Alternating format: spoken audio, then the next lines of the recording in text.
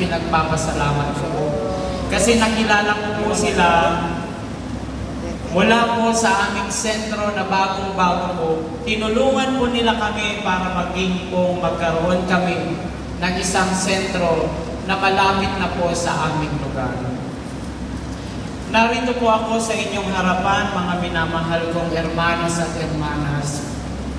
Hindi upang pag-usapan ng mga bagay na nakamit ko sa aking buhay, bagkus upang ilahad sa ating lahat kung paano binago ng Diyos ang takbo ng aking buhay at ng aking pamilya.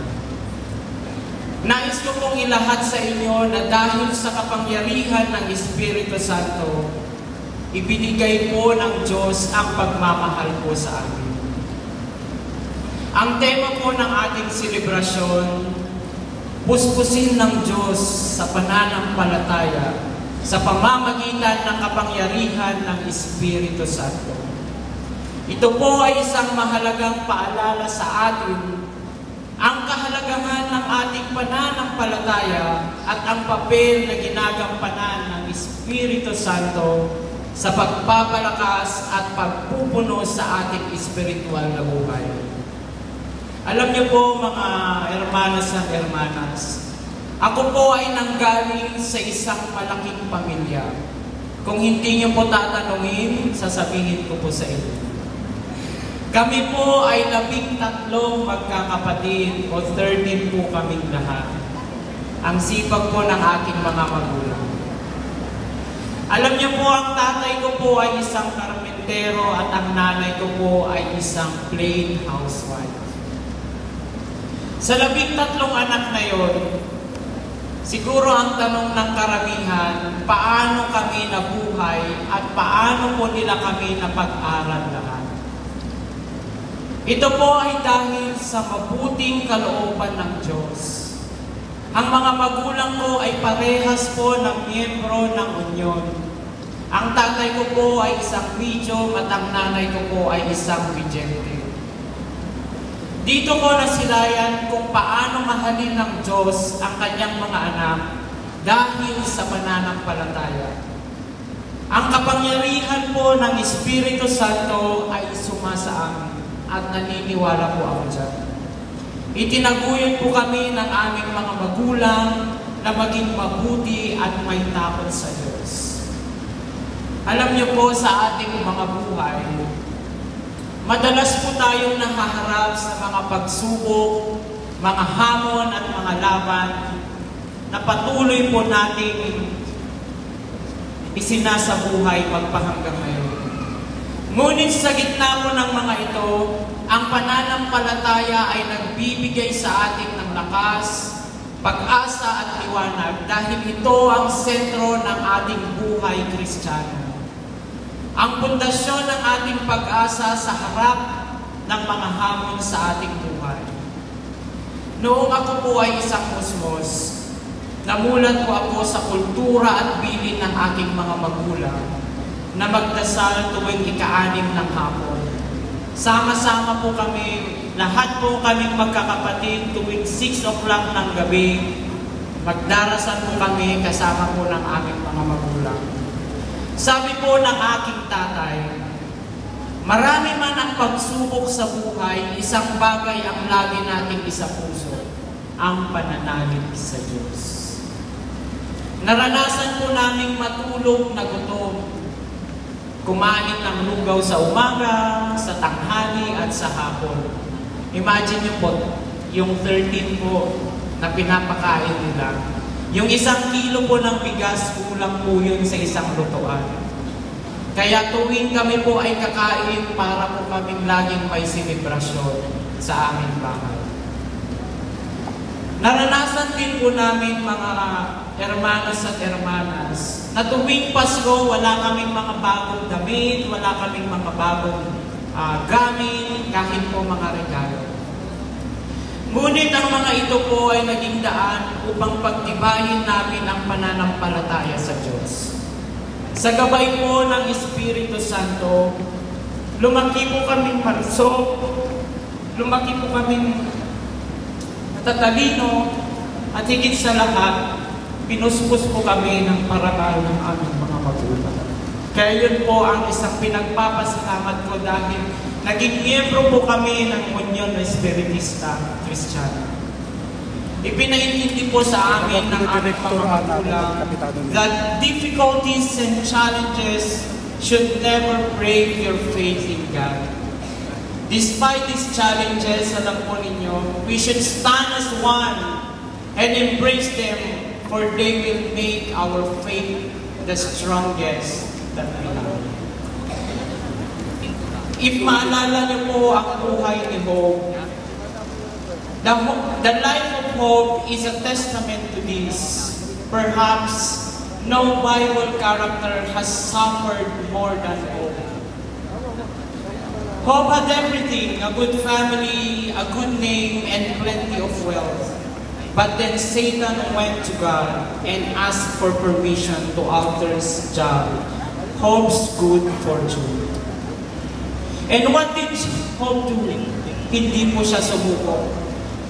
Hindi po niya sinuko ang pananampalataya niya sa Diyos.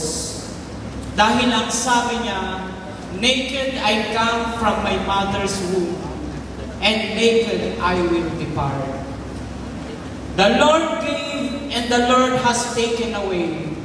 May the name of the Lord be praised. The rest of the book of Job tells us that through it all, Job struggles with suffering, saying to God, "Does it please you to oppress me?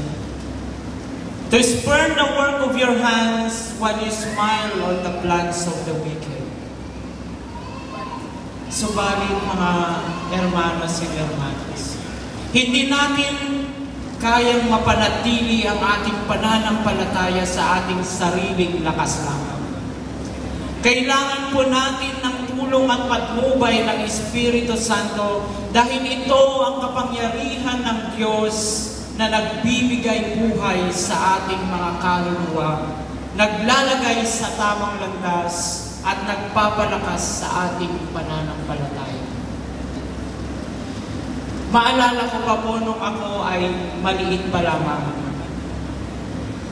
Katulad din po ako ng karamihan sa mga kabataan dito na nag-aaral ng salita ng Diyos. Hindi po ako uma-absent tuwing tersyera lunes po namin sa simbahan. Lagi po yan, kami po ay nag-aayuno mula gabi hanggang sa madaling araw. Hindi ko po makakalimutan ang kataga ng isang Hermano Bulicero. At ang sabi niya, totoo nga po ang nasa Biblia. May mga nauunang nahuhuli at may mga nahuhuling nauuna. Sabi pa niya, Hermano Rick, ipagpatuloy mo ang naiatang sa'yo, tungkulin ng Diyos. Look at the story short, mga hermanos and hermanas. Taong 2010 po, ako'y ganap na naging isang medium parlante ng aming sentro. At napakalaking tulong po na naibigay nun sa aking buhay. At magpahanggang ngayon po, ang puso at isip ko po ay nasa ating Panginoon. Sa Biblia, sinasabi sa Roma 15 verse 13, ang Diyos na nagbibigay ng pag-asa ay puspos ng kagalakan at kapayapaan sa pamamagitan ng pananampalataya. Kaya kayo, ng buong pag-asa sa pamamagitan ng kapangyarihan ng Espiritu Santo, malinaw po ito na patotoo kung paano nagtutulungan ng ating pananampalataya at kapangyarihan ng Espiritu Santo upang magkaroon tayo ng kagalakan at kapayapaan sa ating puso at sa ating mga isipan. Bilang isang alagad po ng Diyos, hindi nawawala ang mga pagsubok natin sa buhay. Minsan, nais na lang po nating sumuko dahil sa mga kaakit-akit na mga bagay sa mundo. Ang mga kaibigan natin nagsasaya, pero tayo minsan ay nandoon at nagsasamba. Ngunit sinasabi ko po sa ating lahat, malakas ang kapangyarihan ng isang tunay, malalim at nasa pusong panalangin. Ako din po ay nangarap katulad po ng mga kabataang nandito. Sabi ko po noon sa aking mga magulang, nais ko pong maging isang guro. Bago po ako nag-take ng aking board exam, ako'y nanalangin sa Diyos. Sabi ko, Lord, kahit hindi po ako magtapuan, basta makapasa lang po ako. Yun ang sabi ko sa Panginoon. Pero alam niyo ang tunay na panalangin sa aking puso noon. Panginoon, nais ko pong matulungan ang aking mga magulang. Mga kapatid, kasi gusto ko pong maiahon sa kahirapan ng aming buhay. Gawin mo po akong instrumento, Panginoon, sabi ko noon. Para sa ganon ay mag-iba po ang takbo ng aming buhay. Para sa ganon, Panginoon, ay magpatuloy po ang pananampalataya ng bawat isa sa amin. And God had blessed me po. I became a licensed professional teacher taong 2009. And everything po is history. Ako po ngayon ay isang school principal sa isang eskwelahan na integrated school sa Binalonan po. Maraming salamat po kasi yun po ay naging isang regalo ng Panginoon sa akin. Sa ating pong pang-araw-araw na pamumuhay, huwag nating kalimutan ang ating pananampalataya. Ipinapaalala sa atin ng banal na kasulatan sa Hebreo 11 verse 1. Ang pananampalataya ay siyang nagpapalakas sa atin sa kabila ng mga bagay na hindi pa natin nakikita. Dumating po ang taong 2011. Isa po ito sa hindi namin makakalimutan na taon sa aming pamilya. Isa pong mapayapang umaga ito. Noon po ako ay nag-aasikaso sa ating nakababatang kapatid na grade 2. Siya po ang una kong naging mag-aaral. Pumasok po siya sa paaralan at pumasok ako sa aking trabaho. Hindi ko po makakalimutan ang eksaktong oras na 10:50 a.m. Tumawag sa akin ang aking kapatid. Sabi niya, Kuya, ang kapatid natin ay nabangga at nasa ospital. 50-50 na daw siya, sabi ng aking kapatid. Pasensya na po kayo kasi very memorable po yung taon yun. Alam niyo po, dali-dali po akong nagtungo sa ospital. Lumuhod po ako at nanalangin sa Panginoon sa loob mismo ng ospital. Nagtagal po kami doon ng halos isang buwan. Pagkatapos noon, siya po ay pumanaw sa edad na 8 years old.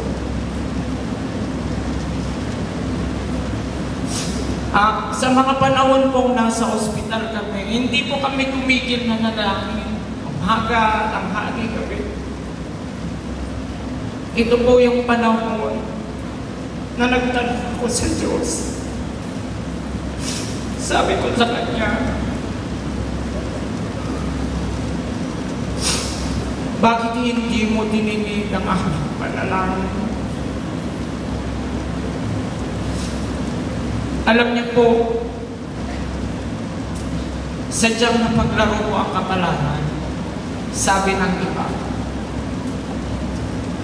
Ngunit sa aming pamilya, ito ang huwagan ng Diyos ng aming pananampalataya. May mga bagay, may mga plano ang Diyos na hindi natin kailanman alam.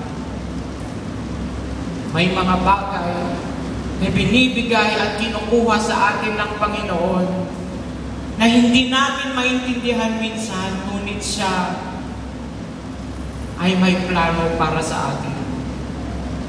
Hindi man po natin alam ang bawat bukas, pero tayo ay naniniwala na magkakaroon tayo ng magandang kinabukasan. So ngayon po, kami po ay 12 na lamang sa aming pamilya. Sa tulong po ng Espiritu Santo, patuloy nating puksain ang takot, pag-aalinlangan at pagdududa. Ituloy po natin ang paglalakbay na may tiwala sa pangako ng Panginoon. Alam natin na siya ay puspos ng kagandahang loob, kasagdalan at handang magbigay sa atin ng lahat ng kinakailangan natin.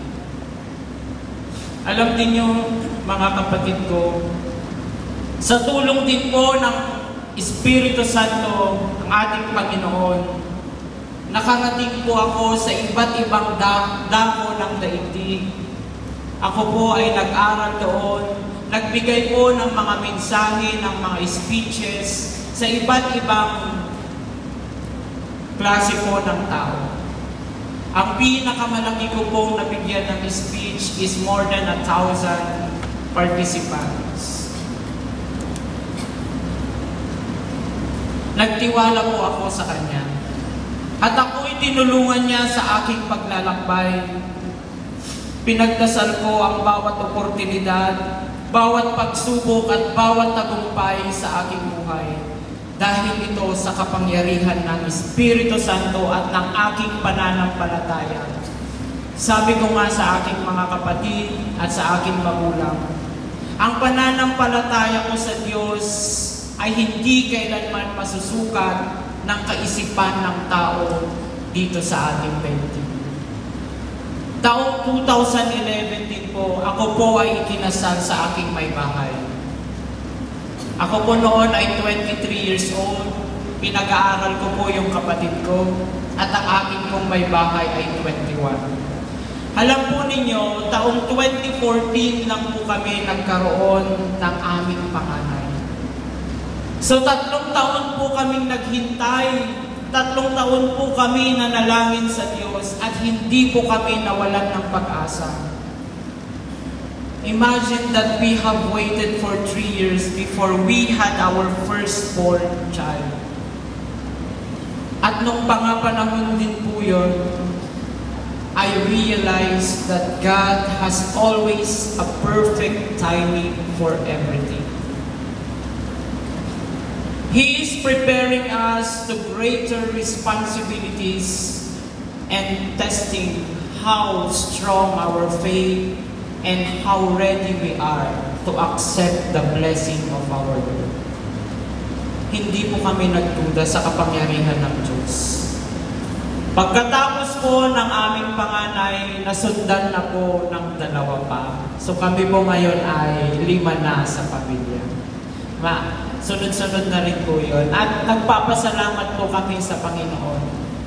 Kaya sa katulad po namin, karamihan sa inyo na naghihintay, na akala po natin ay hindi dinidinig ng Panginoon ang ating panalangin, magtiwala po kayo sa Kanya.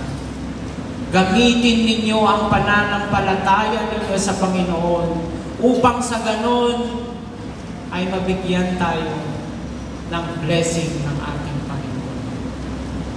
Hinikikayat ko po kayong lahat na ipunin po ninyo ang ating mga puso sa pananampalataya at hayaang puluin tayo ng Espiritu Santo. Magpatuloy po tayo sa paglalakbay, sa pagmamahal at paglilingkod sa ating Panginoon, na alam natin na siyang nagbibigay buhay sa ating lahat. Pasensya na po kayo, parang 10 pahina po itong aking speech. Kidding aside po, sa akin pong buhay espiritual, naging kasangkapan din po ako ng Diyos sa pamamagitan ng Espiritu Santo. Ako po ay nagsilbing secretary po ng Eastern Area Committee ng aming distrito at ganun din po, aktibo pong opisyalis ng aming Sentro of Hope ni Ayat sa Bugayong, Binalonan, Pangasinan.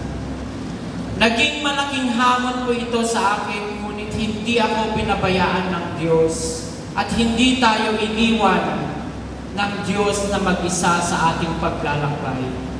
Palakasin po natin ang ating pananampalataya. Sa edad ko pong ito, hulaan niyo po kung ilang taon na po ako. May papremyo po tayong appliances katulad ni Hermana Moyano. Ako po ay 35 years old. Parang feeling ko 50 na yan. Biglang nagulat. Sa taon ko pong ito, 35 years old. Hindi po madali ang sumunod at yumapak sa pinili kong landas. Kuna po agnanayon, itinagan ko, data nga kaupubingang, adupay iti mangsulisong kin kaanak, kuna tinagan ko. Pero I prove them that the faith of God is bigger than my fears and my worry in life. Wisdom is what makes us the chosen people of God, because wisdom is the fruit of the Holy Spirit. Sapagkat kung nasa iyo ang kapangyarihan ng Espiritu Santo, ikaw ay gumagawa ng tama at gumagawa ng totoo.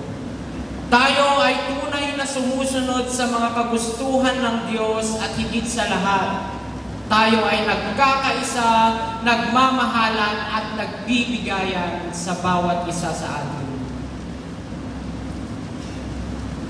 Because if we choose to be righteous, mga hermanos and hermanas, we choose to do good things by the power of God and the Holy Spirit.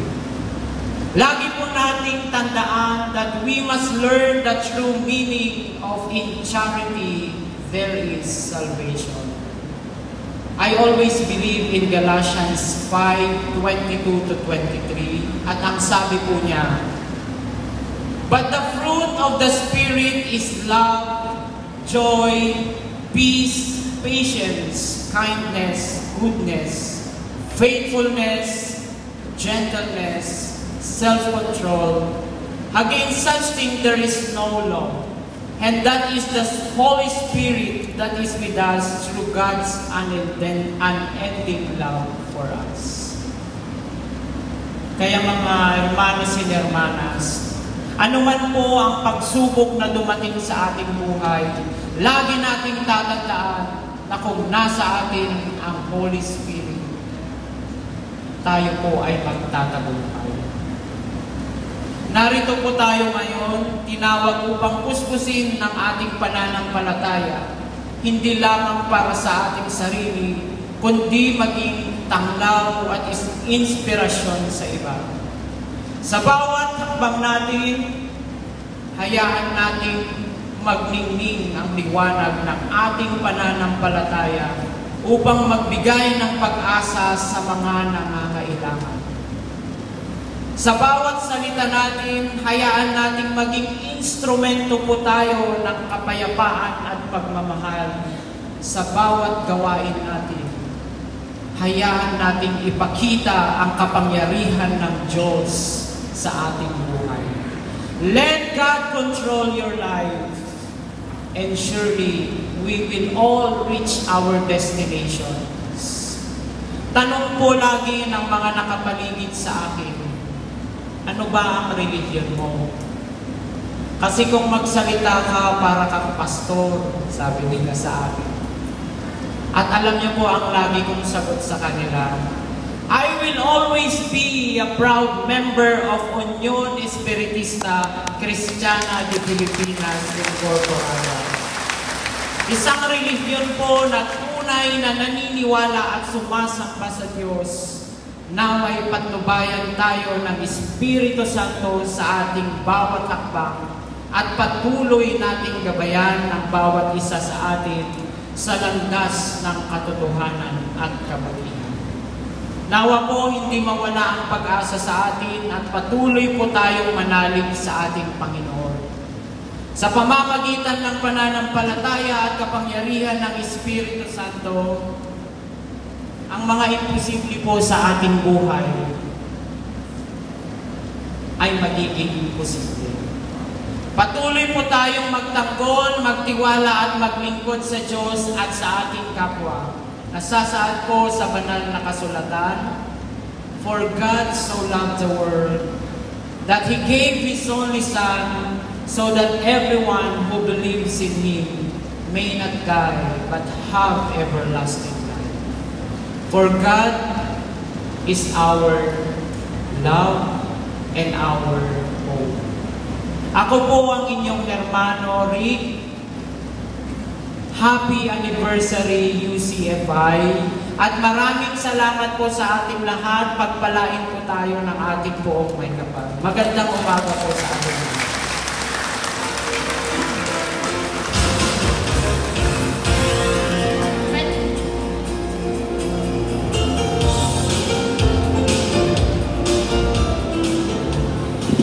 Thank you, sir, for the valuable advice and message. Now, to award a certificate of recognition and token to the keynote speaker, may we call on our President General,